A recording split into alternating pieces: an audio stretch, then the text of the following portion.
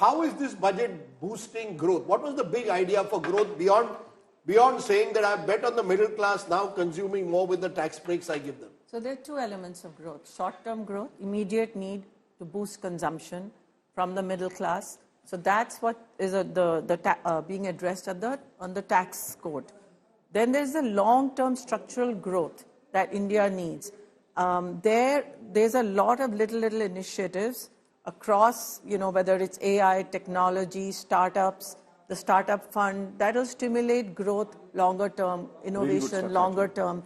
I think the other thing that will help short-term growth to some extent is this whole emphasis on MSME and job creation. And that MSME investment and the credits she's giving and that credit card that has come up, that will create, release some working capital pressures on the MSMEs because they're always capital starved and they'll be able to invest, maybe hire more people, that will spur consumption. So I think this budget is also doing both consumption-led growth to some extent at a smaller level and investment-led because you're also focusing a lot on import duties reduction, breaks for manufacturing, innovation. I was hoping for R&D tax credits, which I didn't hear, so that hasn't happened. But there is, at least on the manufacturing side, there is some credit being given, so that will boost investment. But yes, I think it's going to be hard for anyone to really figure out what that growth number will be because there's so many small initiatives that, to work the math, to come up with a number is going to be difficult. It's interesting, just purely looking at it, therefore, Rahul, as I said earlier today, in terms of transition, if you saw the last budget, so much of talk of unemployment and berozgari. If you saw the 2023 budget, so much of focus on Kisan. I know she started with agriculture as the first engine of growth, but the truth of the matter is, I think it was her final statement to the middle class that effectively is the political messaging of this budget. And I think that's critical not just for the Delhi elections, but the BJP recognizing or the Modi government recognizing that this is the class that drove us to power.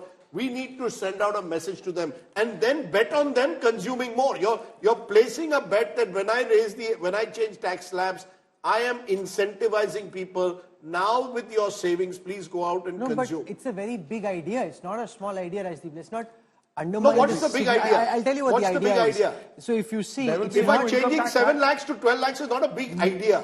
Let's be very clear. No, I don't know what's the idea. No, Please tell me the idea. I'll tell you what the idea is. See, here's the deal. If 7 had gone to 9, you can say it's just tinkering. 7 has gone to 12, which basically means, and now first what's the idea? 30% taxation was on people above 15 lakhs. That's now gone up to 25 lakhs. So you're trying to kind of send a message that you're trying to rationalize direct taxes and your income tax, which is what a lot of people were looking out for. I think that will come with the income tax bill. If the income tax bill shows that, yes, just this is really providing the middle class a sense of comfort. That's not an idea yet. That's my view. You have to look at it in the totality. What does the income tax relief cost the government? 1 lakh crore. So essentially 1 lakh crore has been set free into the economy for consumption, saving, investment, whatever the people decide to do. This is the demand side of the picture. On the supply side of the picture, you've created some impulses in agriculture. I think the Udyam credit idea, which I had sort of been campaigning for, has come through. So that will create impulses at the small and micro level. That's the credit card scheme. Credit card for the small and micro enterprises. The other things that are there in the budget from, for urbanization, some of this is like a hope balloon. Some of it is very strategic. The nuclear thing is clearly aimed at getting on the right side of the Trump administration. The tariff levels, bands reduction is to woo the Americans to come. So there are also this NRIs manufacturing in India or giving services in India. So there are a lot of, the story has not been told very well. This is like a Quentin Tarantino film where there is something is up, something is in the second phase, something in the fourth phase.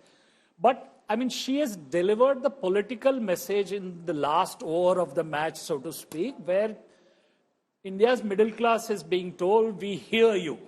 And there, I think there will be a lot of sentiment boost to the But a lot of it is about sentiment. I just want to show you one data set which has just come out. This is not from the budget numbers, but it's to do with the budget numbers, where And of course the market is down. The red line that you're seeing represents India today, and the others are our competition, whether it's a CNN, News 18, NDTV, Republic World, Times Now. So you see through the budget speech, which started around 11 a.m., the massive lead that India today has versus all competition.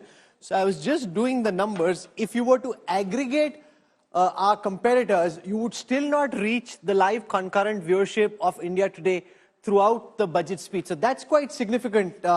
Just the massive, monstrous lead that India today enjoys over all competition. Interesting live concurrent data this, so it can't be rigged. It's impossible to fix. And the massive boost that you've got, which keeps Rajdeep, India today way ahead of all competition put together. There's a little GDP story here from Rahul. If the economy were growing like India today's viewership, then we'd really be on the fast path of becoming Viksit Bharat. And we're not buying eyeballs, as some people even now attempt to do, even on YouTube increasingly.